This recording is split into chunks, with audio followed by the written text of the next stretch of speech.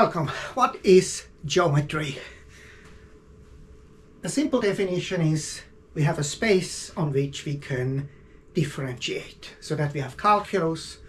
We also want to integrate, so we need a probabilistic structure, and so what we have then naturally also, we have a Hilbert space, and the derivative defines a natural operator which is d plus d star. D is the exterior derivative. It's the Dirac operator. It's a very important principle, mainly pushed by Ghon, that we can focus on this operator. This contains all the information. He formulated this in the form of a spectral triple, which is that operator, and we have a Hilbert space, and we have an algebra, which can also be non-commutative. So that's the whole generalization to non-commutative geometry. So he kind of takes the point of view that topology is nothing else than C-star algebras, which is the case. In the commutative case, you can take the C-star algebra of all continuous functions on a topological space, or you can look, if you have a probability space, you can look at the phenomenon algebra L infinity, which encodes all the information about the probability space. We have a generalization of Riemannian geometry, and for that we need a distance, and this distance is given by this beautiful Ghon distance formula, which is clear in the one-dimensional case. If you look at calculus, right, if you kind of, the Dirac operator defines you what the derivative is, and you just look what this commutator dx is in the calculus case, just the norm of the derivative. So we want the norm of the derivative to be smaller or equal to 1, so you can only, the steepness is only 1, you can only travel with speed 1, and then you want to know what is the distance. So that gives you immediately the Riemannian metric in a Riemannian manifold. But it's nice that we have also a metric structure on, you know, crazy spaces like discrete spaces, or products of continuums with discrete spaces.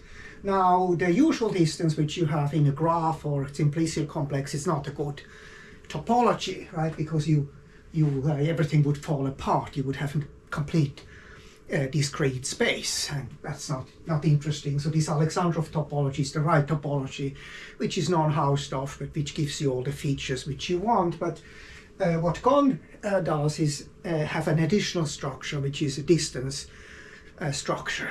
Now, this distance then depends on the operator, and so can be deformed by deforming the operator. Now, that's what I started on my thesis about, is isospectral deformations of Laplacians, of random operators. And so it's a beautiful topic, and also the Dirac operator, the square root of a Laplacian, played an important role there. And you can see that again as a Laplacian, and you can iterate it, and you get operators which have spectra on Julia sets and all kind of beautiful mathematics. You can also deform it, and that's another, you know, fancy topic, is solitons, nonlinear waves. So if you deform it isospectrally, you are led to isospectral deformations, which by Lux is really kind of, it's always given by, I don't know of any system which is integrable, which cannot be written down as a Lux pair. Usual wave is just when you have e to the I dt. That's the solution of the Dirac equations, which the Schrödinger equations, which then is equivalent to the wave equation. That's why it's called wave mechanics. Quantum mechanics is nothing else than wave dynamics. But what happens in the nonlinear case is that the wave interacts, you know, with the operator. So the wave and the operator is the same. It's a beautiful thing. I was immediately kind of mesmerized by this when I looked at this during my graduate school time. And later in 2011 I came back to this in the context of graph theory and simplicial complexes, and so where you naturally have also a Dirac matrix, the d plus d star.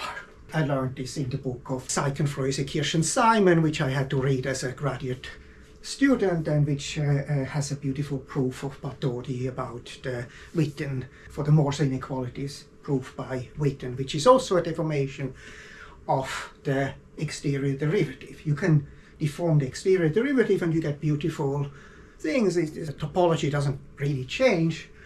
And that's kind of an important principle in physics, is this equivariance principle, that it doesn't matter what kind of coordinate system you use. And in the quantum world, or in the linear algebra, the coordinates, these are kind of isospectral deformations. So if you make isospectral deformations, you don't change anything. That also happens here. You can do an isospectral deformations and you get other Dirac operators which are equivalent. But now comes another principle, and that's kind of what I looked at in 2011. What happens is, if you make the deformation of this, if you deform the Dirac, the exterior derivative in the continuum or the discrete, it doesn't matter. What happens is you get an operator which still has this electromagnetic part, C plus C star, as C squared is equal to 0, but you get also a diagonal part, a part which is, mapping the P forms into P forms. So that, I call this then, dark matter, because it doesn't matter when you measure distances with this Gon metric.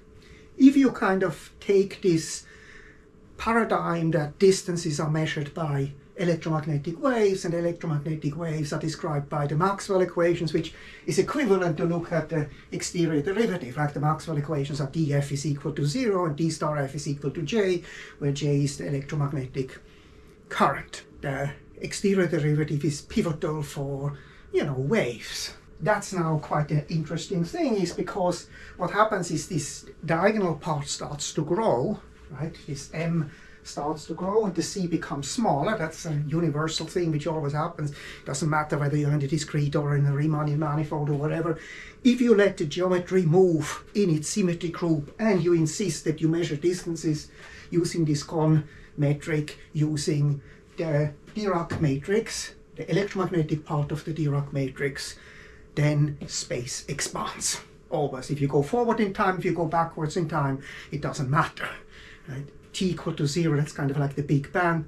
And then you can go forward, or you can, it's like the Janus point in Barbour's philosophy about time. So you have this picture that whatever you do, you let the geometry move freely. Take a stone and look at it, let it move in space. It will in general rotate and translate. And it's equivalent, right? So there is a important equivariance principle, which is especially in general relativity, appears in physics. Also symmetry plays an important role. And Arnold had this important picture, as I learned in his appendix, of mathematical methods, which I really was fond of also as an undergraduate already. So he had this picture that, for example, a free motion of a top without gravity is nothing else than the geodesic motion on SO3, and you can generalize this as SON. You have the free motion on SON, the geodesic motion on SON is the free top, the top in n dimensions. And if you look at fluid dynamics, it's the geodesics on the diffeomorphism group, so the symmetry group. It's a very beautiful picture of Arnold, and if you take that seriously and you let the geometry evolve and you only consider the electromagnetic part as relevant for measuring distances, then you have that space expands, and that's something which actually can be done without solving the differential equations, which is really nice. You can just make, as I learned that in the Toda case, and this also holds here, you can actually just make the QR decomposition. No, I love this because what happens is, in this case, in general, what happens is this is non-causal, like the wave equation, also like I pointed out last time, the wave equation in the discrete with continuous time is not causal. So points far away also influence what happens here.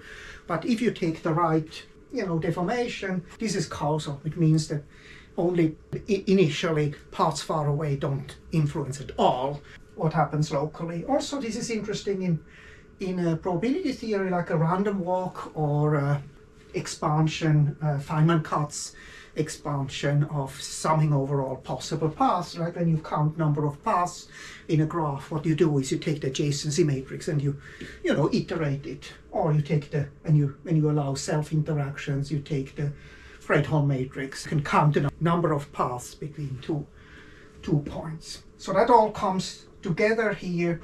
That's it for today.